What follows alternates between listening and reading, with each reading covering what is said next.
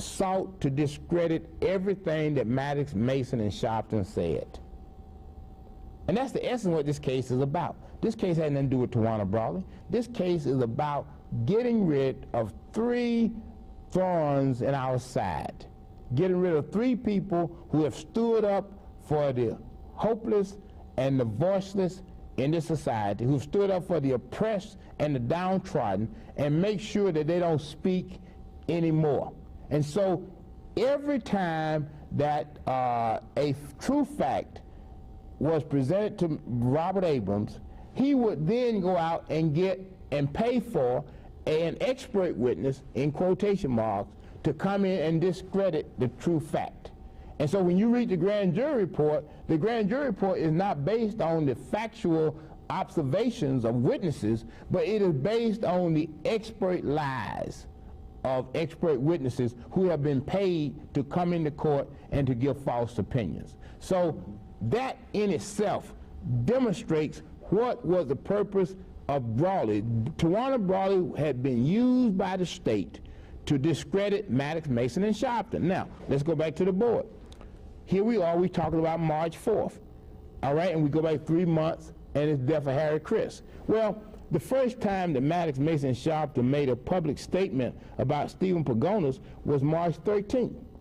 Now, let's say that Mr. Pagonas was traumatized, as he claimed he was, from a March 13, 1988 statement. What normally happens? You normally would go to the lawyer the next day. March 13th was a Sunday. You would go to the lawyer the next day and say, look, Maddox, Mason, and Sharpton made public accusations against me, subject to me to public scorn, public ridicule, public humiliation. I am now in stress. I am now suffering physically and mentally. I want something done. Well, you would expect the lawyer to contact a doctor and say, look, go to see Dr. So-and-so because you need to be examined.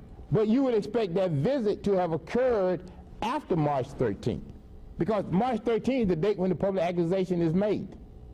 Well, what happened in this case? Both the lawyer and the doctor were retained prior to March 13th. I mean, this is like, as I told the jury today in summation, this is like a person going to the doctor 2 weeks before they break their leg, complaining of a broken leg. All right? 2 weeks before you in an automobile crash, you're in the doctor's office saying, I got a broken leg. 2 weeks before. You've already retained a lawyer 2 weeks before the automobile crash to initiate a lawsuit against somebody who will only hurt you 2 weeks later. All right? That's what this case is about. That's the ridiculousness of this case. And if it had been anybody else, they would have laughed this case out of court. There is no evidence. That's why the media continue to divert the facts of this case from the public, so that nobody would know how ridiculous this trial was being conducted up here in Dutchess County. All right? So here you have a doctor and a lawyer retained before the injury itself. Why was the lawyer retained? Well, the lawyer retained really because Pagonas was under criminal investigation. And the doctor was retained because of his concerns about Harry Chris' death and the finding of Tawana Brawley. But you see, this is what makes this very interesting. This is how Maddox and Mason and Sharpton got set up. You see, we were doing our job. There's no question about that, because when you represent a client and you have an ongoing cover-up, you are required as lawyers to zealously defend your client, and as lawyers you are required to report any improprieties. So even if the prosecutor is doing wrong, as a fellow lawyer, you are required to report on that prosecutor who's like a lawyer like yourself. That's under code of professional responsibility. So when we had this press conference, about a cover-up that had been ongoing since Tawana was found. All right? And during the course of that press conference, there was an accusation made about Stephen Pagonas. But that was our obligation as lawyers under the code of professional responsibility. Anybody go out and hire a lawyer, do not expect to get a wimp. You expect to get someone who will stand up to the system, stand up to anybody, wherever it may take. All right? And that is what happened here. But March 14th, the day after the press conference, the FBI contacts Pagonas again. Now, if the FBI thought that we were making false statements on March 13th, why would they come on the 14th and question Pagonas again? All right? Because they already had their investigation going on since January 19th, we know at the earliest. So why would they follow up on the 14th if Maddox, Mason, and Sharp were making false statements about Pagonas? But they knew that we were on to something. Okay? So they wanted to go back to him, and they did. And he said, "Mom's the word." He still refused to talk. He didn't talk on the 14th of March. Now here's a public official, and this is what people got to understand. When you are a public official, you have an obligation to cooperate with law enforcement. That's point A. Point B is that as a public official, you cannot claim that the reason why I'm not going to cooperate with law enforcement because I don't trust law enforcement. That's what Pagonas said. And here's a guy who's an assistant district attorney, work with cops every day, and he can't trust the cops. Now, if he can't trust the cops, why in the world would anybody think Tawana Brawley would be sitting somewhere trusting the cops? Here's a guy who's working with him every day, and he don't trust them. Now, they got to be awfully bad. So why would people castigate us for not trusting the cops if an assistant district attorney doesn't trust the cops? And that's what he said in court, under oath. He said the reason why I wouldn't cooperate because I don't trust cops. All right? So what happens? He goes to March 30th, and the FBI contacts him again on March 30th and threatens him. At that particular time, they said, "Look, Mr. Pagonas, we're going to take off the kid gloves. All right? Cut out the madness. We've given you ample time. We've been in contact with you at least as early as January 19, 1988, and you haven't given us anything. We're going to conduct a full-scale investigation of you. We're not going to leave any stone unturned. Whatever comes up, we're going to pursue that lead, and we're going to bust you if we can." I mean, that's the FBI talking to Stephen Pagonas. Now, is any of this appearing in the newspapers? No. The public never find, you know when the public first find this out? During the course of this trial. And it took extensive litigation on my part to get the FBI to produce less than 200 pages of the 18 volumes that they have on Tawana Brawley. You understand what I'm saying? They sent over 18 volumes, and we finally got them to release less than 200 pages, and in these 200 pages, we at least find out that they themselves had an ongoing investigation of Stephen Pagonas. All right? Now, Stephen Pagonas waits until August 2nd to appear before the grand jury, the Abrams grand jury. Now, on February 29th, 1988, Robert Abrams subpoenaed his personnel files. Now, if he wasn't suspect, why would he be subpoenaing his personnel files? All right? That's February 29th, 1988. His files have been subpoenaed, and now they're in the possession of the New York State Attorney General to be turned over to the grand jury. But that's not in the newspapers. Nobody knows anything about that.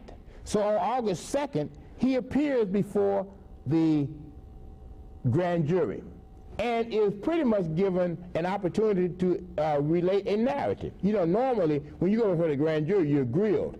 All right, John Doe, sit down. Where were you on such and such a day? And what did you do? And who noted you were there?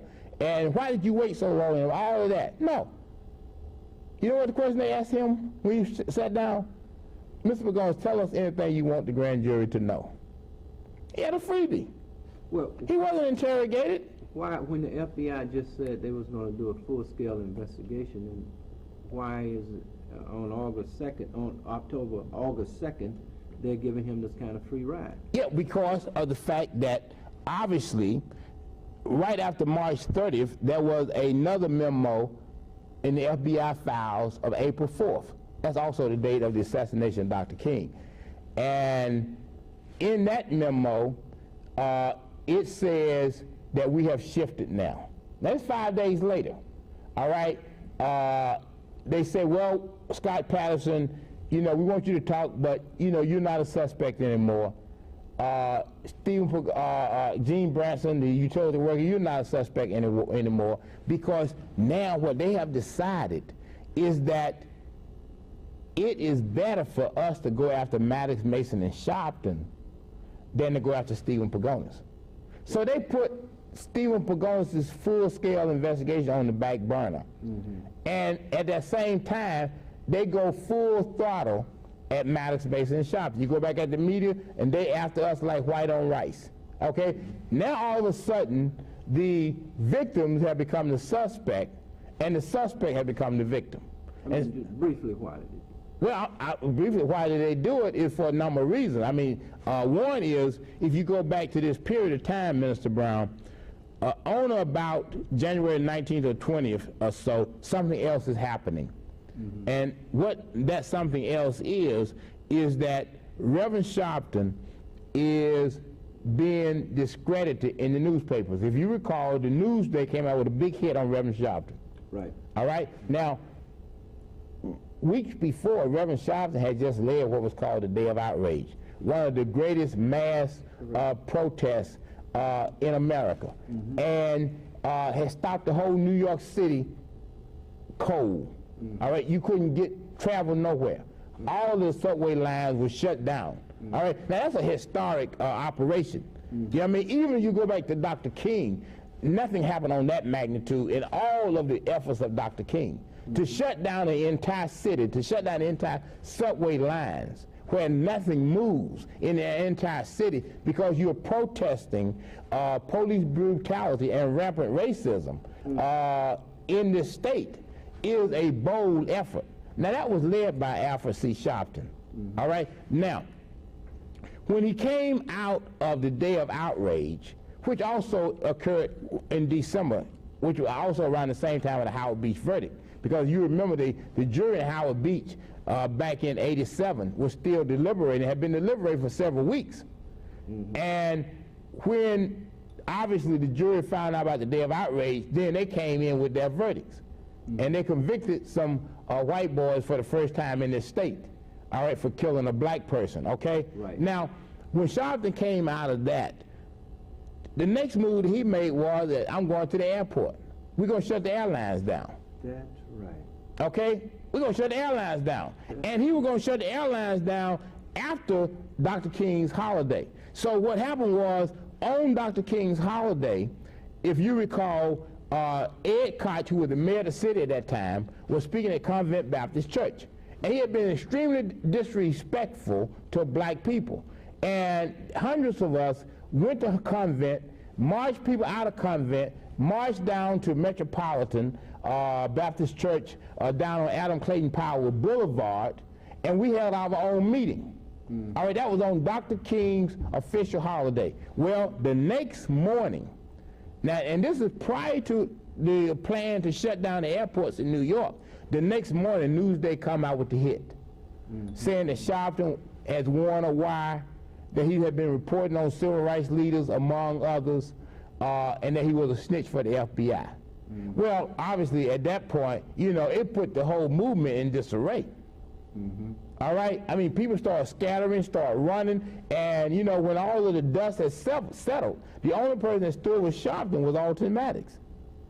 Everybody else had run for the tall grass. And so any subsequent effort on the part of Sharpton to destabilize transportation in New York was totally destroyed. And so at that particular time, the FBI began this discrediting campaign against Sharpton, and because Maddox and Mason were identified with him, they were all thrown into the same bag.